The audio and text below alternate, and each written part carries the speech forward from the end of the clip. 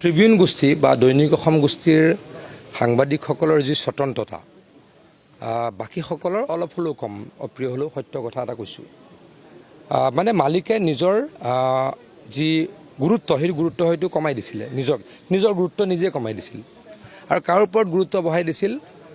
সংবাদসেৱীসকলৰ ওপৰত আৰু সংবাদ মাধ্যমটোৰ লগত জড়িত ব্যক্তিসকলৰ ওপৰত। মানে এইটো আছিল আত্মত্যাগ।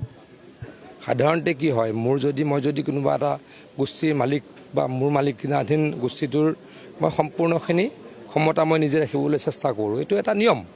কিন্তু PG বৰুৱা ছাৰ বা তেখেতসকলে কি কৰিলে, তেখেতলোকৰ ক্ষমতা তেখেতলোকৰ সংবাদ গোষ্ঠীত কমাই তাৰ লগত জড়িত ব্যক্তিসকললৈকে গোটাই দিলে।